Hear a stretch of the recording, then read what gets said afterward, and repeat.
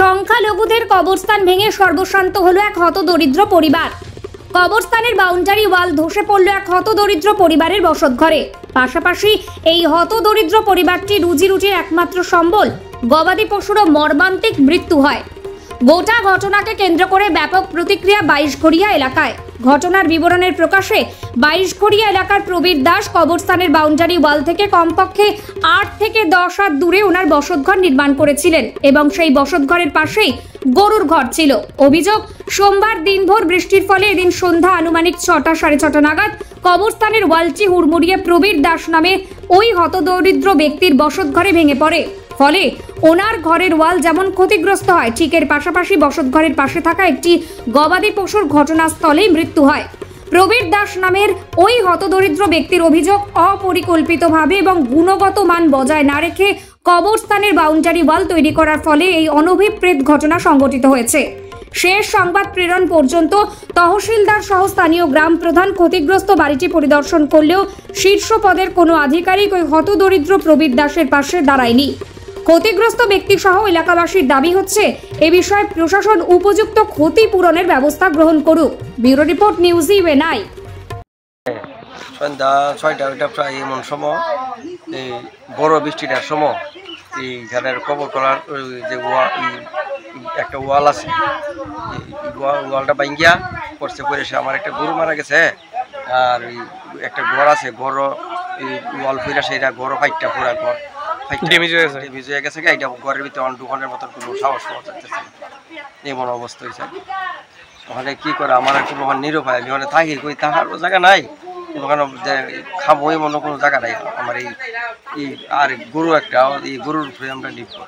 গরুটা অনেক পয়সার মাল, গরুটা তো প্রায় লাখ-1.5 লাখ টাকার মাল। 15-16 লিটার দুধ এটাতে আমরা পাইতাম। কিভাবে পড়ছে ওয়ালটা, কি কারণে পড়ছে মনে করতেছেন? বৃষ্টি ওয়াল এটা ভালো কাজ করছে না মনে হয়। 10-11 বছর হয়েছে ওয়াল দিছে, আর আমার ঘর তুলছি 7-8 বছর হয়েছে, 8 বছর হয়েছে এই ওয়াল। এখন পর্যন্ত প্রশাসনের তরফ থেকে সহযোগিতা পাইছেন নাকি? তরফ থেকে কোনো কিছু পাইছি আইসেও না। ওই যা প্রধান আইসা দেখা গেছে, প্রধান একটু আইয়া দেখা গেছে, এরপরে কইছে জায়গায় জায়গায় রিপোর্ট পাঠাইব। কি কি দাবি থাকবো আপনার? আমার দাবি, আমার তো বাসস্থান তো শেষ হই, ঘর তো শেষ হই, এখন গরু হয়ে গেছে। আর কি তা আমার তো ওইটার উপরে আমার জীবিকা। আপনার নাম? আমার নাম সুভাষ দাস। কোন এলাকা এটা? কোন এলাকা এটা? এটা হলো দক্ষিণ কৃষ্ণপুর গ্রাম পঞ্চায়েত। জায়গাটার নাম? বাইশঘরিয়া। কি হয়েছে ঘটনা? গতকালকে রাত্রে যখন 7টা-8টার সময় বৃষ্টি নামছে, তখন আমরা তো সবাই ঘরে আসছিলাম। ওই সময় হঠাৎ করে ওয়ালটা যখন পড়ছে, তখন আমার কাছে মনে হয়েছে নাকি ভূমিকম্প আইছে, এমন ভাবছি। হঠাৎ করে সঙ্গে সঙ্গে কিসের ওয়াল এটা হলো কবর খোলার রিটার্নিং ওয়াল, বাইশঘর কবরস্থানের। আচ্ছা, ওই সময় যখন এটা পড়ছে, আমরা যে ঘরের ওয়াল যখন ফাইটটা গেছে, এদিকে ডেমিস গেছে, আমরা তো কইতে তখন ঘোড়াটা গিয়েছিলাম। আমার ঘরে একটা বাচ্চা ছিল, তার উপরে যখন ঘোড়া ডেকে পড়ছে দেখছি, তখন দিয়ে ওয়াল ভাঙে দৌড়াদৌড়ি করে। তখন দিদিকে বাড়িতে গিয়েছিলাম, মা আমরা ওইদিকে মা ছিল অন্য পাশে একটা বারান্দার বইয়া, তখন মা দেখছে ওয়াল পড়ছে, তখন সঙ্গে সঙ্গে দেখতেছে যে গরু কইরা হয়ে গেছে। তখন আমরা সঙ্গে সঙ্গে গেছি গরুটারে বাঁচাইতাম। ওয়াল এত বড় ওয়ালকে আমরা সরাইতে পারিনি। 20 ইঞ্চি ওয়াল দিলাইছে তারা, একটা পিলার নাই, কিছু নাই, শুধু ইটের উপরে। তখন আমরা টাইনা গরুটা নিয়ে বাঁচানোর চেষ্টা করছি, কিন্তু গরুটা আমরা বাঁচাতে পারছি। যে গরুটা দিয়ে আমরা ফ্যামিলি চলতাম, আমরা এই ফ্যামিলির অর্ধেক বড় সাইডের উপরে আমরা 17 লিটার থেকে 18 লিটার দুধ দিতে পেলি এই গরুটা আমরা রাইছি।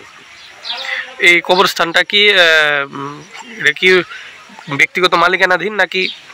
না, এটা 22 ঘরের ওই সব যত মুসলমান লোক আছে তারা কবর করে, তারা আন্ডারে আছে। তো এটা তো নিশ্চয়ই কোনো কমিটি দ্বারা পরিচালিত হয়, তো সেই কমিটির লোক কি কেউ আইছে আপনার এখানে?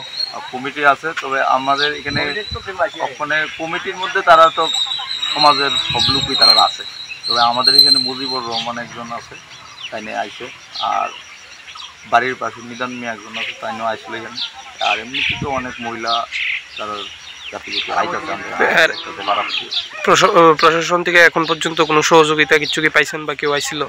প্রশাসন থেকে আমাদের আশ্বাস দিছে আমাদের তহসিলদার ছিল, আমাদের গ্রাম পঞ্চায়েতের প্রধান গোপাল দাস, তারপরে আমাদের এই ওয়ার্ডের মেম্বার, তারপরে এই যে পশু হাসপাতালে এআরডিডির আমরা যে গরুটা যে মরছে ব্যাপারে তারা আশ্বাস তারা দিচ্ছে আমরা যে আমরা সহযোগিতা পাবো। আপনি তো কোন বিধানসভা কেন্দ্র এটা? কৃষ্ণপুর বিধানসভা।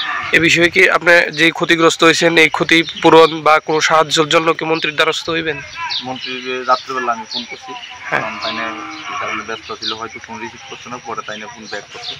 ব্যাক করার পরে কইছে আগামীকালকে ডিসিএম আইব, আর তুমি অ্যাপ্লিকেশন রেডি করে রাখো, এসডিএম মারফত জমা দেবো, সবাই আইব প্রশাসন থেকে, তুমি সাহায্য পাইবা আর প্রমাণটি সহ তুমি রাখো। ইলেকশন তাইনে কইছে যে ইলেকশনের পরে, ইলেকশন মনে হয় শেষ হয়েছে না কি জানি না আমি, ইলেকশনের পরে তুমি সহযোগিতা পাইবা। বাড়ির মালিকের নাম কি? মালিকের নাম আমার বাবা, মালিক মেন মালিক সুভাষ দাস। সুভাষ দাস। সুভাষ দাস।